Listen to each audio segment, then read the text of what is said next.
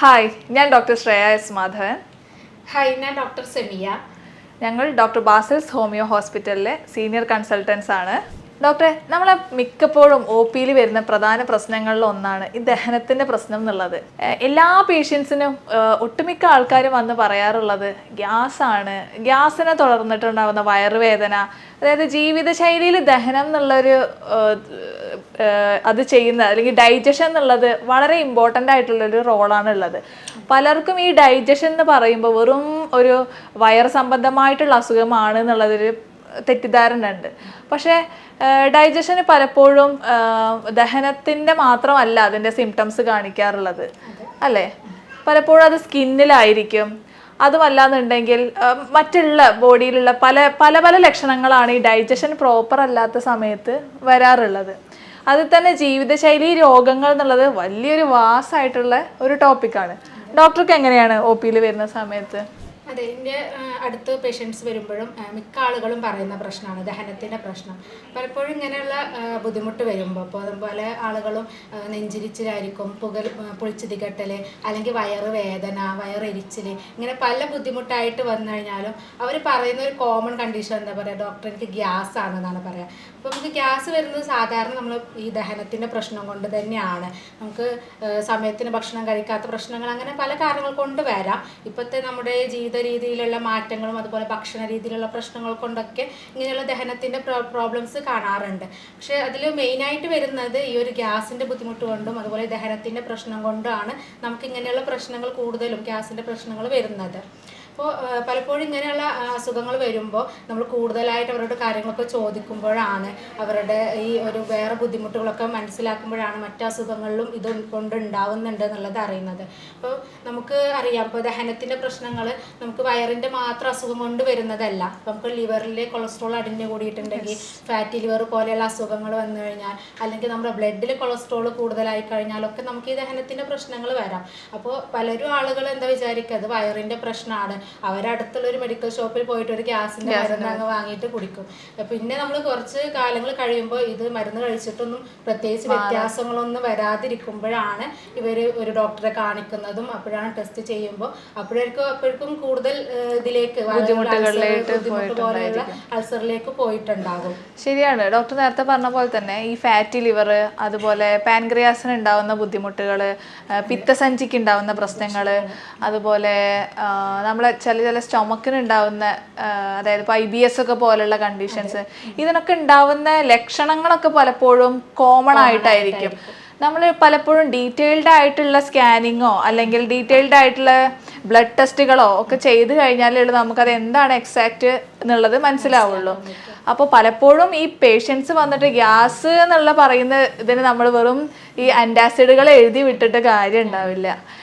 Exact അത് എന്താന്നുള്ളത് rule out ചെയ്തിട്ട് വേണം ബാക്കി മെഡിസിൻസ് കാര്യങ്ങൾ പ്രിസ്ക്രൈബ് ചെയ്യാൻ. അതായത് സ്വയം ചികിത്സ നമ്മൾ ഫസ്റ്റ് ഒഴിവാക്കണം.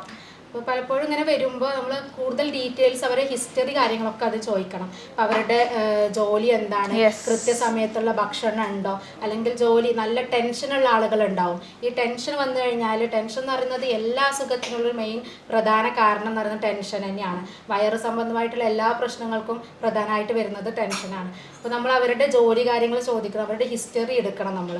എന്നാലും നമുക്ക് അവരുടെ എന്തൊക്കെ കാര്യങ്ങളാണ് അവർ ചെയ്യുന്നത്, കൃത്യസമയത്തുള്ള ഭക്ഷണം കഴിക്കാത്ത പ്രശ്നങ്ങൾ, അല്ലെങ്കിൽ വെള്ളം കുടിക്കാത്ത ആളുകളുണ്ടാകും, അതല്ലെങ്കിൽ ഫാസ്റ്റ് ഫുഡൊക്കെ കൂടുതലായിട്ട് കഴിക്കുന്ന ആളുകളുണ്ടാവും. അപ്പോൾ കൂടുതൽ ആളുകളും ഇന്നത്തെ ഇതിൽ, അതുപോലെ തന്നെ ഡോക്ടർ ഇമ്പോർട്ടൻ്റ് ആണ് നമ്മുടെ സിറ്റിംഗ് ജോബ്. ഇന്നത്തെ IT, അതുപോലെ അക്കൗണ്ടിങ്, അതുപോലെ അതുമല്ലാന്നുണ്ടെങ്കിൽ ഡ്രൈവിംഗ് ഒക്കെ ചെയ്യുന്ന ആൾക്കാർക്ക് സിറ്റിംഗ് എന്നുള്ളത് വളരെ ഒരു ബുദ്ധിമുട്ടാക്കുന്നതാണ്. കൂടുതൽ സമയം ഇങ്ങനെ ഒരേ പൊസിഷനിൽ ഇരിക്കുമ്പോൾ അവർക്ക് രക്തോട്ടം കുറയുന്നുണ്ട്, അതുപോലെ തന്നെ ദഹനം നടക്കുന്നില്ല. പല ആളുകളും നമുക്ക് ലഞ്ചിന് സമയം കൊടുക്കുന്നുണ്ടെങ്കിലും അത് കഴിച്ച ഉടനെ വീണ്ടും വന്ന് ഇരിക്കുകയാണ്. അത് ദഹിക്കാനുള്ള ഒരു ടൈം കിട്ടുന്നില്ല. അപ്പൊ ഇങ്ങനെ ദഹനം കുറയുമ്പോൾ തന്നെയാണ് ഇങ്ങനെയുള്ള പ്രശ്നങ്ങളൊക്കെ കൂടുതലും കണ്ടുവരുന്നത്. ഈ സിറ്റിംഗ് എന്ന് പറയുന്നത് ഇപ്പോൾ സെക്കൻഡ് സ്മോക്കിംഗ് എന്നുള്ള അതാണ് പറയപ്പെടുന്നത്.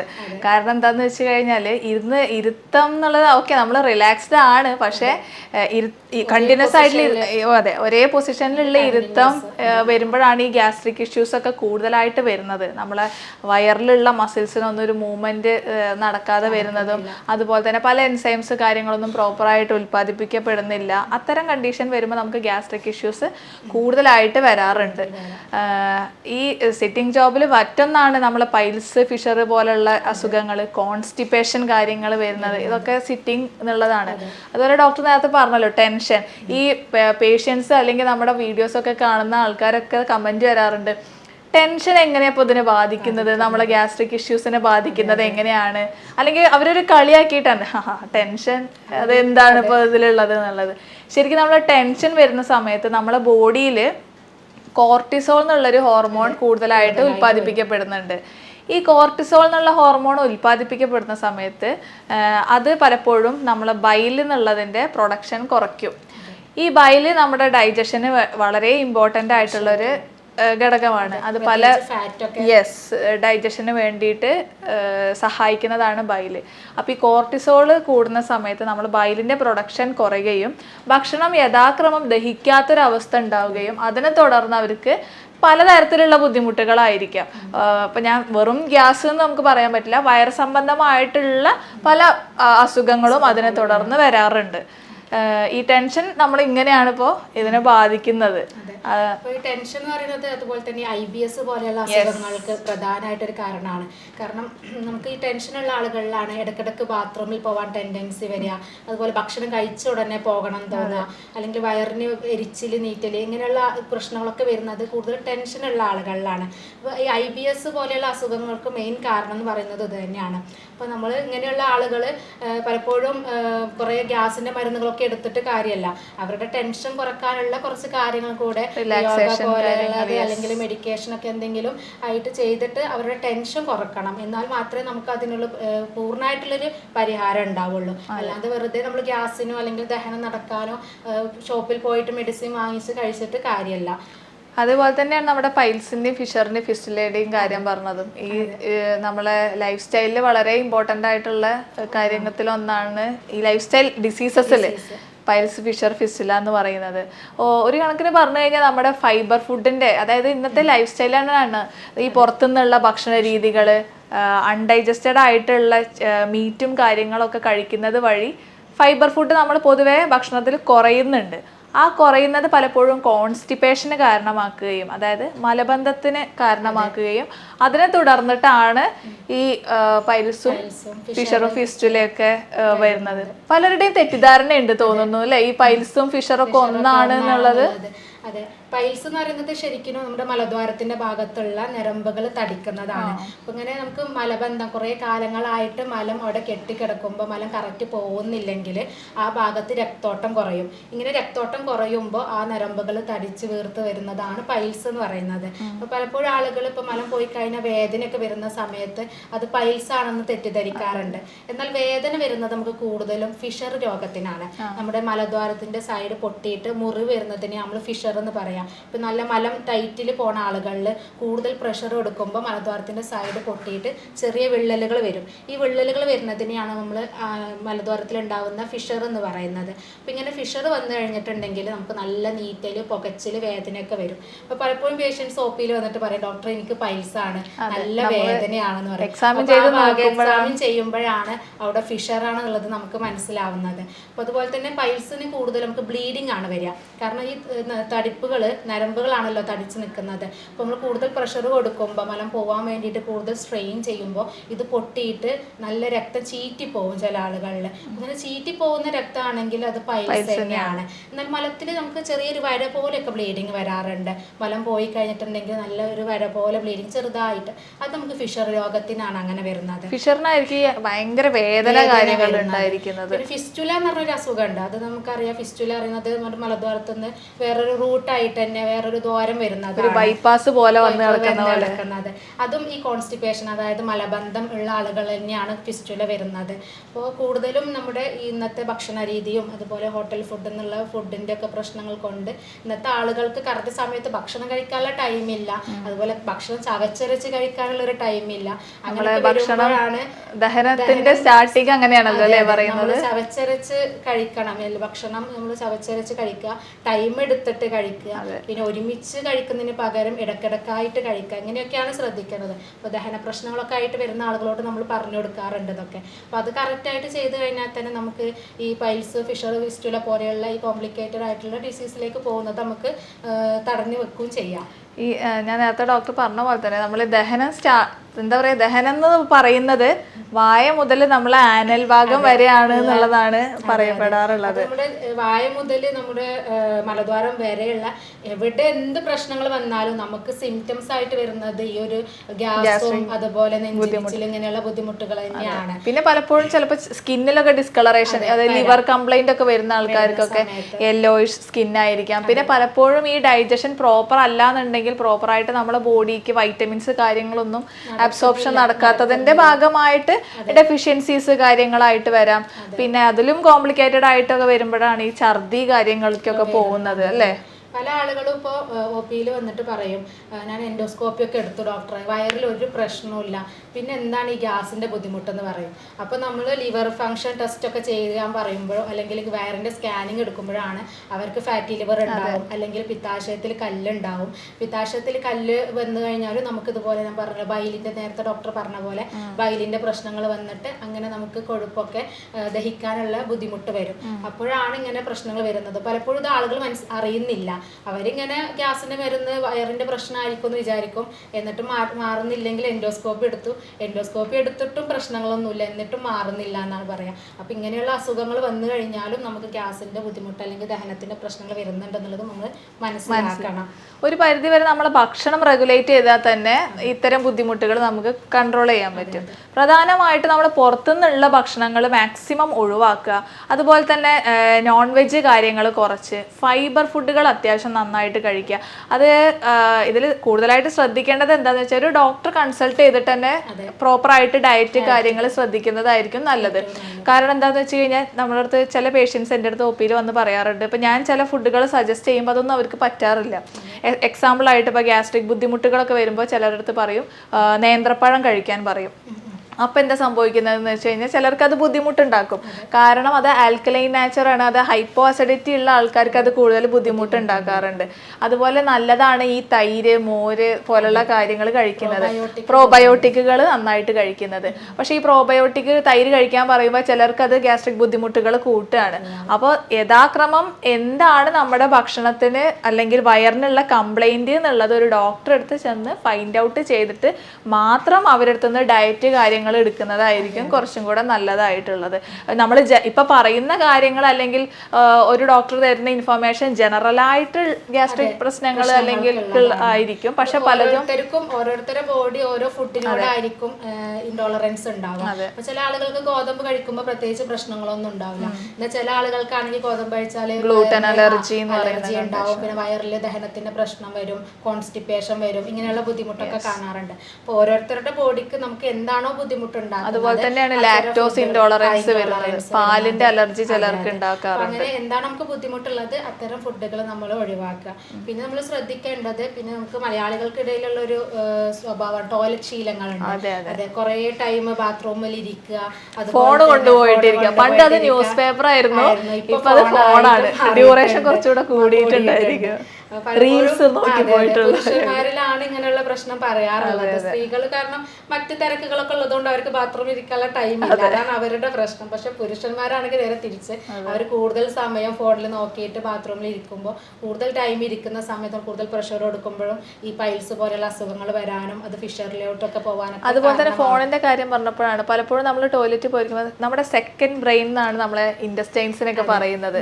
അധികം കൂടുതൽ ഞരമ്പുകൾ കാര്യങ്ങൾ കുറേ സർക്കുലേഷൻസ് ഒക്കെ കണക്റ്റഡ് ആണ്. ഇപ്പൊ നമ്മൾ ടോയ്ലറ്റ് പോവാന്ന് പറയുമ്പോൾ നമ്മളെ മനസ്സിൽ ഓക്കെ ടോയ്ലറ്റ് പോവാന്നുള്ളൊരു കണ്ടീഷൻ വരും. മറ്റേത് ടോയ്ലറ്റ് പോകുന്ന സമയത്ത് എന്താ ഫോണും കൊണ്ട് പോകുമ്പോൾ നമ്മുടെ ബ്രെയിൻ ടോട്ടലി കൺഫ്യൂസ്ഡ് ആണ്. അത് ശ്രദ്ധിക്കണോ ഇത് ശ്രദ്ധിക്കണോ എന്നുള്ളത്.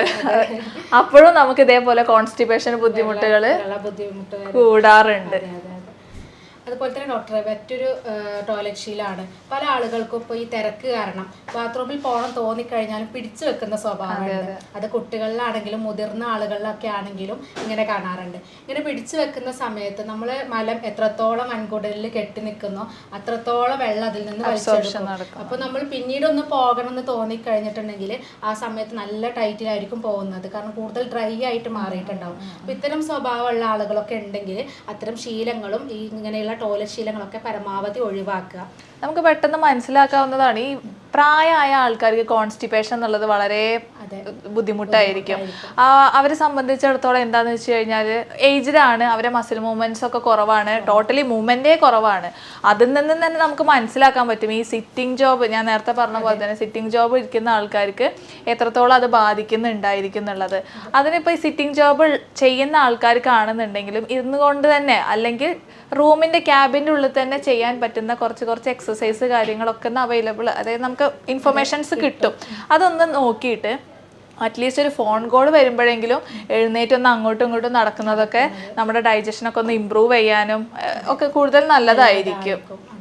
അതുപോലെ തന്നെ ടെൻഷൻ, നേരത്തെ പറഞ്ഞ പോലെ ടെൻഷൻ നമ്മളെല്ലാ അസുഖത്തിനുള്ള കാരണമാണെന്ന് പറഞ്ഞല്ലോ. അപ്പോൾ ടെൻഷൻ കുറക്കാനുള്ള കുറച്ച് കാര്യങ്ങളൊക്കെ ചെയ്യുക, യോഗ ചെയ്യുന്നത്. നമുക്കിപ്പോൾ എല്ലാ ദിവസവും ടൈം കിട്ടുന്നില്ലെങ്കിലും ആഴ്ചയിൽ 2-3 ദിവസമെങ്കിലും ടെൻഷൻ കുറക്കാനുള്ളത് പുറത്തൊക്കെ ഒന്ന് പോവുക, അല്ലെങ്കിൽ ഫാമിലി ആയിട്ട് ടൈം ഇഷ്ടപ്പെട്ട കാര്യങ്ങൾ ഹോബീസ് എന്തെങ്കിലും, മ്യൂസിക് ഒക്കെ കേൾക്കാൻ ഇഷ്ടമുള്ള ആളുകളാണെങ്കിൽ കൂടുതൽ സമയം അതിലിരിക്കുക. അങ്ങനെയുള്ള കാര്യങ്ങളൊക്കെ ചെയ്ത് കഴിഞ്ഞാൽ തന്നെ ഇന്നത്തെ ഒരു ബുദ്ധിമുട്ടൊക്കെ നമുക്ക് ഈ ഒരു ഭക്ഷണ രീതിയിലും അതുപോലെ നമ്മുടെ ലൈഫ് സ്റ്റൈൽ കൊണ്ട് ഉണ്ടാവുന്ന ഇങ്ങനെയുള്ള ദഹന പ്രശ്നങ്ങളൊക്കെ നമുക്ക് പൂർണ്ണമായിട്ട് തന്നെ മാറ്റിയെടുക്കാൻ പറ്റും.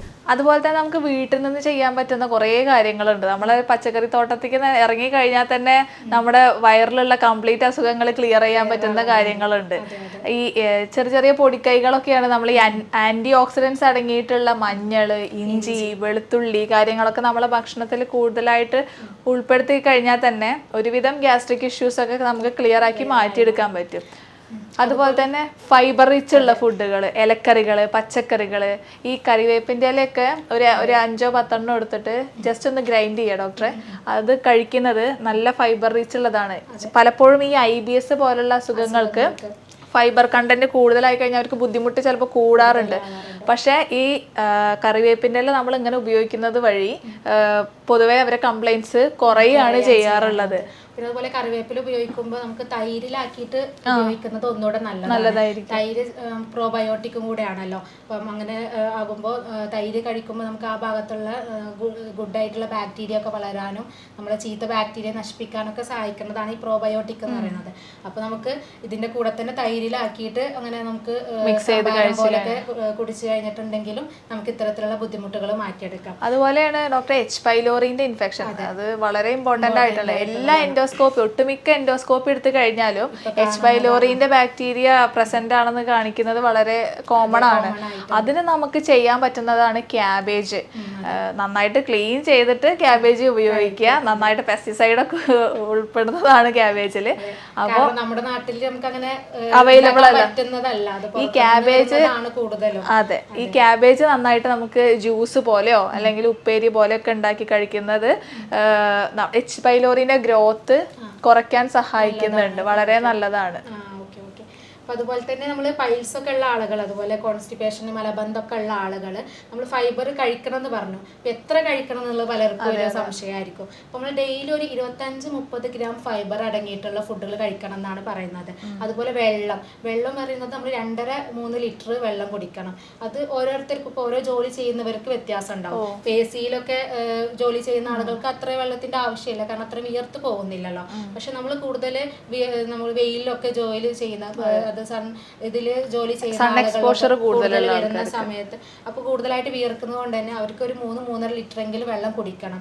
അത് എല്ലാവരും കുടിക്കണം എന്നല്ല, ഇങ്ങനെ സ്ഥിരമായിട്ട് ദഹന പ്രശ്നങ്ങളും അതുപോലെ മലബന്ധമൊക്കെ ഉണ്ടെങ്കിൽ അത്തരം വെള്ളമൊക്കെ നമ്മൾ അത്രയും എമൗണ്ടിൽ കുടിച്ചു കഴിഞ്ഞിട്ടുണ്ടെങ്കിൽ ഇത്തരം അസുഖങ്ങളൊക്കെ നമുക്ക് പൂർണ്ണമായിട്ട് തന്നെ മാറ്റിയെടുക്കാൻ പറ്റും. അതുപോലെ തന്നെയാണ് പലപ്പോഴും നമ്മൾ ഫ്രൂട്ട്സും വെജിറ്റബിൾസും ഒക്കെ കഴിക്കുന്ന കാര്യം പറയുന്ന കേസിൽ എല്ലാവർക്കും ഉണ്ട് ജ്യൂസ് ആക്കിയിട്ട് കുടിക്കുന്ന ഒരു ശീലം.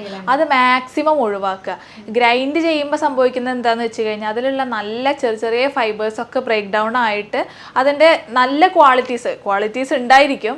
പക്ഷേ കുറച്ചും കൂടെ നന്നായിട്ട് കഴിക്കാൻ നല്ലത് റോ ആയിട്ട് തന്നെ ഫ്രൂട്ട്സും വെജിറ്റബിൾസും ചവച്ചരച്ച് കഴിക്കുന്നതായിരിക്കും. പിന്നെ നമ്മൾ ഫ്രൂട്ട്സ് ആകുമ്പോൾ അതിൽ കൂടുതൽ ആഡഡ് ഷുഗർ കാര്യങ്ങൾ വരും.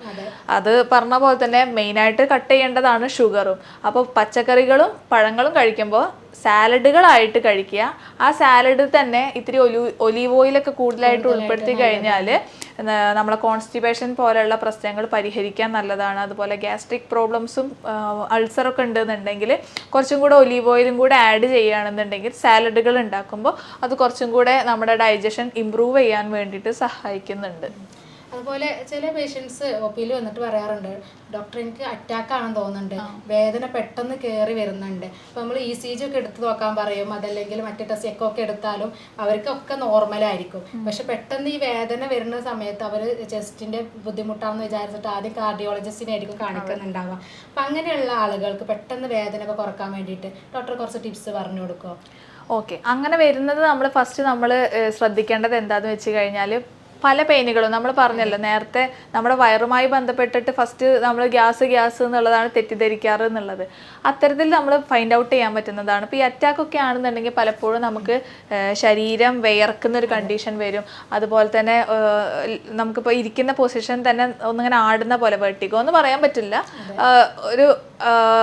ഒരു സുഖക്കുറവ് തോന്നുന്നുണ്ടായിരിക്കും, തലയ്ക്കൊക്കെ ഒരു ഹെവിനെസ് വരുന്നുണ്ടായിരിക്കും. പിന്നെ പലപ്പോഴും ആ പെയിന് പല കൈകളിലോട്ടൊക്കെ റേഡിയേറ്റ് ചെയ്യുന്നുണ്ടായിരിക്കും, ഭാഗത്തേക്ക് വരാം. അതുപോലെ കയ്യിലൊക്കെ തരിപ്പ് കാര്യങ്ങൾ, കൈ കാലൊക്കെ തരിപ്പ് വരാം. അത്തരം സിറ്റുവേഷനിലൊക്കെയാണ് പൊതുവെ ഈ അറ്റാക്ക് അല്ലെങ്കിൽ ഹാർട്ട് റിലേറ്റഡ് ആയിട്ടുള്ള പ്രോബ്ലംസിനുള്ള പെയിൻ വരുന്നത്. അപ്പോൾ നമുക്കത് ചെയ്യാൻ പറ്റുന്നത് എന്താണെന്ന് വെച്ച് കഴിഞ്ഞാൽ, ഗ്യാസിൻ്റെ പെയിനൊക്കെ ആണെന്നുണ്ടെങ്കിൽ നമ്മൾ ഈ വാരിയലിൻ്റെ ഈ ഭാഗത്തായിട്ട് നന്നായിട്ടൊന്ന് കംപ്രസ് ചെയ്ത് കൊടുക്കുക. ഗ്യാസിനുള്ള പെയിന് അതുപോലെ ജസ്റ്റ് ഉള്ള റിലീഫിനാണ് ഇതൊരു പ്രോപ്പർ താൽക്കാലിക. അതെ, ഇവിടെ നിന്ന് ജസ്റ്റ് ഒന്ന് ഹുക്കപ്പ് ചെയ്ത ശേഷം നന്നായിട്ട് താഴോട്ട് മസാജ് ചെയ്ത് കൊടുക്കുന്നത് പലപ്പോഴും ഈ പെയിൻ ഒന്ന് റിഡക്റ്റ് ചെയ്യാൻ, അതെ, താൽക്കാലികമായിട്ടുള്ളൊരു മാറ്റത്തിന് നല്ലതാണ്. അതുപോലെ ഒന്ന് അങ്ങോട്ടും ഇങ്ങോട്ടൊക്കെ മൂവ്മെന്റ് കൊടുക്കുന്നത്, വല്ലാതെ ഗ്യാസ് കയറുകയാണെന്നുണ്ടെങ്കിൽ കുറച്ച് നേരം അങ്ങോട്ടും ഇങ്ങോട്ടും നടക്കുന്നത്, കുറച്ച് ചൂടുവെള്ളമൊക്കെ കുടിക്കുന്നതൊക്കെ പൊതുവെ ഗ്യാസ്ട്രിക് പെയിന് കാര്യങ്ങളൊക്കെ ഒന്ന് കുറയ്ക്കാൻ വേണ്ടിയിട്ട് സഹായിക്കുന്നുണ്ട്. അതുപോലെ നമ്മുടെ അടുക്കളയിലുള്ള കുറച്ച് സാധനങ്ങൾ, ഇപ്പോൾ ഈ വലിയ ജീരകമൊക്കെ ചവച്ചരച്ച് കഴിക്കാൻ പറയാറുണ്ട്. ഇങ്ങനെ ചവച്ചരച്ച് കഴിക്കുമ്പോൾ നമുക്ക് ആ പെട്ടെന്നുള്ള വേദന, നമുക്ക് ചില ആളുകൾക്ക് ശ്വാസം എടുക്കാൻ പോലും കഴിയില്ല. അവർ പറയും, ഡോക്ടർ ശ്വാസം എടുക്കാൻ പോലും പറ്റുന്നില്ല, ഗ്യാസ് കയറിയതാണ്, എന്താണെന്ന് അറിയില്ല എന്ന് പറയും. അങ്ങനെയുള്ള ആളുകൾക്ക് ഞാൻ പറഞ്ഞു കൊടുക്കാറുണ്ട്, വലിയ ജീരകം ചവച്ചരച്ച് കഴിക്കാം. ഇങ്ങനെ ചവച്ചരച്ച് കഴിക്കുമ്പോൾ അത് പെട്ടെന്ന് അത് എമ്പക്കായിട്ട് നമുക്ക് ഗ്യാസ് മുകളിലോട്ട് പോകുക അല്ലെങ്കിൽ കീഴ്വായായിട്ട് പോവുകയോ ചെയ്യും. അതുപോലെ തന്നെയാണ് മറ്റേ ചെറിയ ജീരകം വെള്ളത്തിലിട്ട് തിളപ്പിച്ചിട്ട് അതിൻ്റെ വെള്ളം കുടിക്കുക. അതുപോലെ തന്നെ ഇഞ്ചി ഇട്ടിട്ട് ഇഞ്ചി നന്നായിട്ട് ചതച്ചരച്ചിട്ട് ഒരു ചായ ഉണ്ടാക്കിയിട്ട് കുടിക്കുക. അതുപോലെ തന്നെ വെളുത്തുള്ളി നല്ലതാണ്, വെളുത്തുള്ളിയും ഇഞ്ചിയും ചതച്ചരച്ചിട്ട് വെള്ളത്തിലിട്ട് തിളപ്പിച്ചിട്ട് അതിൻ്റെ വെള്ളം കുടിക്കുന്നതൊക്കെ നമുക്ക് ഗ്യാസിൻ്റെ വേദന പെട്ടെന്ന് പോവാൻ നല്ലതാണ്. അതുപോലെ ഡോക്ടർ, ഗ്രീൻ ടീ പലപ്പോഴും ഗ്യാസ്ട്രിക് ബുദ്ധിമുട്ടിനൊക്കെ വളരെ നല്ല റിലീഫാണ്.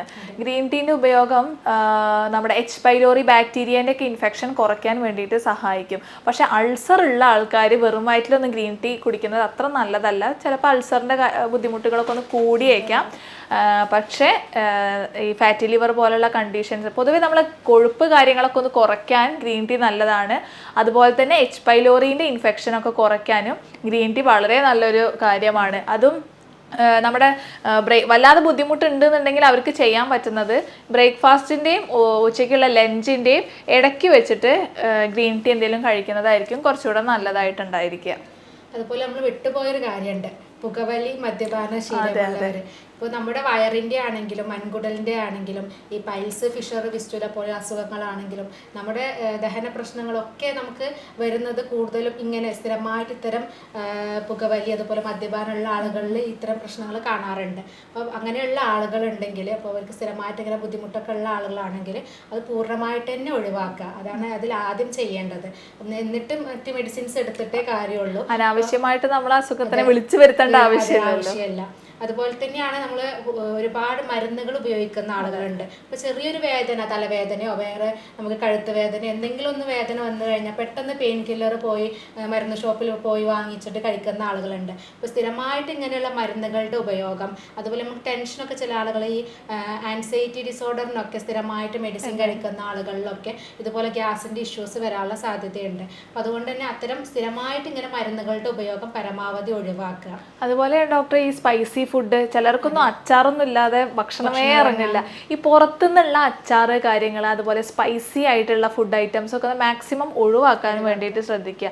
പക്ഷേ ഈ ചില അച്ചാറുകൾ നമ്മളെ വീട്ടിൽ നിന്ന് ഉണ്ടാക്കുന്ന അച്ചാറുകൾ പലതും ഈ പ്രോബയോട്ടിക് ആണ്. അത് പലർക്കും അറിയില്ല.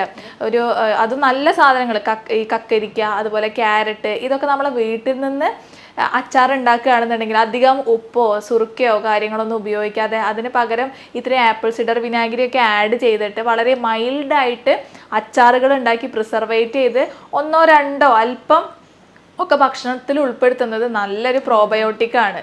അതും കൂടെ ഒന്ന് ഉൾപ്പെടുത്തുന്നത് നല്ലതായിരിക്കും. അതുപോലെ നമ്മൾ സിട്രസ് പഴങ്ങളുണ്ട്, പുളിയുള്ള ഫ്രൂട്ട്സുകൾ. പല ആളുകളും അത് നല്ലതാണെന്ന് പറയാറുണ്ട്, നമ്മൾ പല അസുഖത്തിനും പറയാറുണ്ട്. വിറ്റാമിൻ സി ഒക്കെ ഒരുപാടുള്ള ഫ്രൂട്ട്സുകളാണ്. പക്ഷേ സിട്രസ് പഴങ്ങൾ സ്ഥിരമായിട്ട് ഉപയോഗിക്കുന്നത് നമ്മുടെ ഈ നെഞ്ചിരിച്ചിൽ പുളിച്ചിതികെട്ടൽ, അതായത് GERD പോലെയുള്ള അസുഖങ്ങളൊക്കെ ഉള്ള ആളുകൾ, അല്ലെങ്കിൽ വയറിൽ അൾസറൊക്കെ ഉള്ള ആളുകൾക്ക് അത്ര നല്ലതല്ല. ഈ പുളിയിട്ട കറി, അതുപോലെ പുളിയുള്ള ഫ്രൂട്ട്സ്, അച്ചാറ്, നെല്ലിക്ക, നാരങ്ങ പോലെയുള്ള പുളിയുള്ള സാധനങ്ങളൊക്കെ നമ്മൾ പരമാവധി ഒഴിവാക്കുക. അത്തരം ഫുഡുകൾ കഴിക്കുമ്പോൾ അത് ഒന്നുകൂടെ ആസിഡ് ഉള്ളതാണ്. അപ്പോൾ ഈ ആസിഡിറ്റി കാര്യങ്ങൾ ഒന്നുകൂടെ കൂടുതലാവുകയാണ് ചെയ്യുക. അപ്പോൾ അത്തരം ആളുകൾ, ഇങ്ങനെയുള്ള ലക്ഷണങ്ങളൊക്കെ കാണിക്കുന്ന ആളുകളാണെങ്കിൽ ഇത്തരത്തിലുള്ള സിട്രസ് പഴങ്ങൾ പരമാവധി ഒഴിവാക്കുന്നതാണ് നല്ലത്. അതുപോലെ ഉറക്കം വളരെ ഇമ്പോർട്ടൻ്റ് ആയിട്ടുള്ളത് കാര്യമാണ്. ഒരു 6 to 8 hours നമുക്ക് ഉറക്കമുണ്ട് എന്നുള്ളത്, അല്ലെങ്കിൽ മാക്സിമം 6 hours എങ്കിലും ഉറക്കമുണ്ട് എന്നുള്ളത് ഇമ്പോർട്ടൻ്റ് ആയിട്ടുള്ള കാര്യമാണ്. പലപ്പോഴും പലരും ഇന്നത്തെ ജനറേഷൻ നമ്മൾ ലേറ്റ് നൈറ്റ് ആണ് എല്ലാവരും ഫോണിൽ നോക്കി വീഡിയോസും കണ്ട് ഉറക്കമൊക്കെ വരുന്ന സമയത്ത്, അല്ലെങ്കിൽ ഒരു 1 മണി 2 മണിയൊക്കെ ആയിട്ടായിരിക്കും അവർ കിടക്കുന്നുണ്ടായിരിക്കുക. ചിലപ്പോൾ പെട്ടെന്ന് എഴുന്നേൽക്കുന്നുണ്ടാവും, പക്ഷേ അതങ്ങോട്ട് നീണ്ടു പോകുന്ന അവസ്ഥയൊക്കെ ഉണ്ടാവാറുണ്ട്. അതിന് പകരം നേരത്തെ കിടന്ന് നേരത്തെ എഴുന്നേൽക്കുന്നത് ശീലാക്കുന്നതായിരിക്കും ഏറ്റവും നല്ലത്. അതുപോലെ തന്നെ പ്രോപ്പറായിട്ടുള്ള ഉറക്കവും നമ്മുടെ ഗ്യാസ്ട്രിക് അസുഖങ്ങളുടെ, ജനറലായിട്ട് പറയുകയാണെന്നുണ്ടെങ്കിൽ എല്ലാ തരത്തിലുള്ള അസുഖങ്ങൾക്കും പ്രോപ്പറായിട്ടുള്ള ഉറക്കം നല്ലൊരു സൊല്യൂഷനാണ് അല്ലേ ഡോക്ടറെ? അതെ. അപ്പോൾ ഇത്തരം കാര്യങ്ങളൊക്കെ നമുക്ക് ശ്രദ്ധിച്ചു കഴിഞ്ഞാൽ തന്നെ നമ്മളെ ദഹനത്തിൻ്റെ പ്രശ്നങ്ങളാണെങ്കിലും ഗ്യാസിൻ്റെ പ്രശ്നങ്ങളൊക്കെ നമുക്ക് ഒരു പരിധി വരെ കൺട്രോൾ ചെയ്യാൻ പറ്റും. പിന്നെ പല ആളുകളും ചോദിക്കാറുണ്ട്, ഡോക്ടറിൻ്റെ വയറിൽ ഇങ്ങനെ പ്രശ്നങ്ങളുണ്ടെങ്കിൽ എന്താ ചെയ്യേണ്ടത്, എന്ത് ടെസ്റ്റുകളാണ് ചെയ്യേണ്ടത്? പലർക്കും ഡൗട്ടാണ്, ഇങ്ങനെ ഗ്യാസിൻ്റെ ബുദ്ധിമുട്ടൊക്കെ ഉണ്ടെങ്കിൽ എന്ത് ടെസ്റ്റുകളാണ് ചെയ്യേണ്ടതെന്നുള്ളത്. അപ്പോൾ നമ്മൾ ആദ്യം നമുക്ക് ലക്ഷണങ്ങൾ നോക്കിയാൽ തന്നെ ഒരുവിധം അസുഖങ്ങളൊക്കെ അറിയാൻ പറ്റും. ഇപ്പോൾ വയറിൽ അൾസറൊക്കെ ആണെങ്കിൽ നമുക്ക് ലക്ഷണങ്ങൾ നോക്കിയാൽ അറിയാൻ പറ്റും. പിന്നീട് നമ്മൾ മെഡിസിൻ കഴിച്ചിട്ടൊന്നും കുറയുന്നില്ലെങ്കിൽ നമ്മൾ കുറച്ച് ടെസ്റ്റുകൾ പറഞ്ഞു കൊടുക്കാറുണ്ട്. അതായത് എൻഡോസ്കോപ്പി എടുക്കാൻ പറയും. എൻഡോസ്കോപ്പി എന്ന് പറയുമ്പോൾ നമ്മുടെ വായിലൂടെ കുഴലിറക്കിയിട്ടുള്ള ടെസ്റ്റ്. അങ്ങനെ ടെസ്റ്റ് എടുത്തു കഴിഞ്ഞാൽ നമുക്ക് അവിടെ എന്തെങ്കിലും അൾസർ ഉണ്ടോ, ഗ്യാസ്ട്രൈറ്റിസ് പോലെയുള്ള എന്തെങ്കിലും ബുദ്ധിമുട്ടുണ്ടോ എന്നുള്ളത് അറിയാൻ പറ്റും. അതുപോലെ തന്നെ നമുക്ക് rapid urease test, RUT test, അത് H. പൈലോറി ഇൻഫെക്ഷൻ പോസിറ്റീവ് ആണോ എന്നുള്ളത് അറിയാൻ വേണ്ടിയിട്ട് ചെയ്യുന്ന ടെസ്റ്റാണ്. അതുപോലെ തന്നെ വയറിൻ്റെ സ്കാനിങ് എടുക്കുന്നത് നല്ലതാണ്, കാരണം ഫാറ്റി ലിവർ പോലെയുള്ള അസുഖങ്ങൾ ഉണ്ടോ എന്നുള്ളത് അറിയാൻ. അതുപോലെ ലിപ്പിഡ് പ്രൊഫൈൽ ചെയ്യുക, തൈറോയ്ഡ് ഫംഗ്ഷൻ ടെസ്റ്റ് ചെയ്യുക, കാരണം തൈറോയ്ഡ് ഉണ്ടെങ്കിൽ വരാം, കൊളസ്ട്രോൾ ഉണ്ടെങ്കിൽ വരാം. അപ്പോൾ അങ്ങനെയുള്ള ടെസ്റ്റുകളൊക്കെ ചെയ്ത് കഴിഞ്ഞാലാണ് നമുക്ക് അസുഖം ഉള്ളത് എന്താണെന്നുള്ളത് അറിയാൻ പറ്റുക. അപ്പോൾ നമ്മളിങ്ങനെ മരുന്നുകൾ വാങ്ങി കഴിക്കുന്നതിന് പകരം ആദ്യം ഇത്തരം ലക്ഷണങ്ങൾ കാണിക്കുമ്പോൾ ടെസ്റ്റ് ചെയ്തിട്ട് എന്താണ് അസുഖം എന്നുള്ളത് ഉറപ്പ് വരുത്തുക. എന്താണ് അസുഖം അറിഞ്ഞു കഴിഞ്ഞാൽ നമുക്ക് അതിനനുസരിച്ച് ട്രീറ്റ്മെന്റ് എടുത്തു കഴിഞ്ഞാൽ അത് പൂർണ്ണമായിട്ട് തന്നെ മാറ്റുകയും ചെയ്യാം. അതുപോലെ നമ്മൾ ഹോമിയോപ്പതിയിൽ ഇതിന് വളരെ ഫലപ്രദമായിട്ടുള്ള ട്രീറ്റ്മെന്റ് കാര്യങ്ങളുണ്ട്. അത് എന്താണെന്നുള്ളത് നോർമലി ഒരു ഫിസിഷ്യൻ്റെ അടുത്ത് പോയിട്ട് ചെയ്യുന്ന അതേ കൺസെപ്റ്റ് തന്നെയാണ് നമ്മൾ ഡോക്ടേഴ്സും ചെയ്യുന്നത്.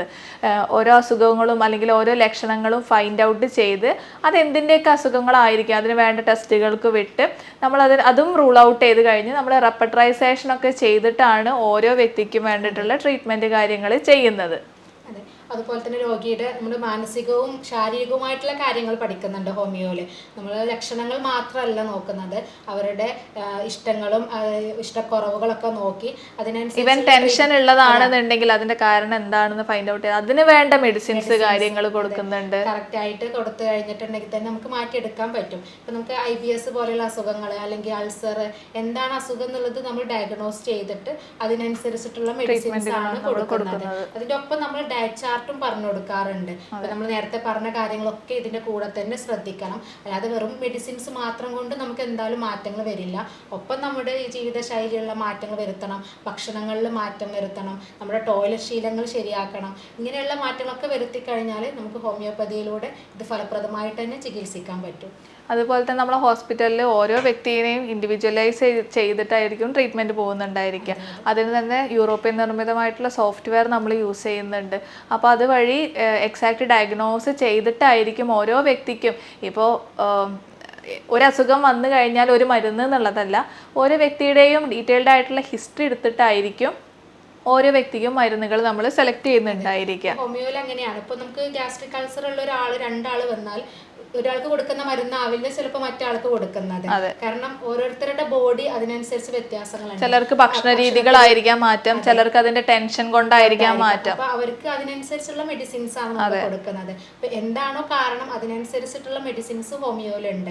അതിനനുസരിച്ച് മെഡിസിൻ കൊടുത്തു കഴിഞ്ഞാൽ തന്നെ പെട്ടെന്ന് ക്യൂർ കിട്ടുകയും ചെയ്യും. അതുപോലെ തന്നെ അതുകൊണ്ട് നിങ്ങൾക്ക് എന്തെങ്കിലും ഡൗട്ടോ കാര്യങ്ങളോ ഉണ്ട് എന്നുണ്ടെങ്കിൽ നിങ്ങൾക്ക് ഞങ്ങളെ കോൺടാക്ട് ചെയ്യാവുന്നതാണ്. ഞങ്ങൾ നമ്പർ ഇവിടെ താഴെ കൊടുക്കുന്നുണ്ട്. നിങ്ങൾക്ക് വാട്സപ്പ് ചെയ്യാം അല്ലെങ്കിൽ കോൾ ചെയ്യാം. നിങ്ങൾക്ക് സൊല്യൂഷൻ മാക്സിമം ഞങ്ങൾ തരാൻ വേണ്ടിയിട്ട് റെഡി ആയിരിക്കുകയാണ്. സ്നേഹത്തോടെ doctor Semiya, doctor Basil's homeo hospital, Pandikkad, Malappuram ജില്ല. And doctor Shreya, doctor Basil's homeo hospital, Pandikkad, Malappuram ജില്ല.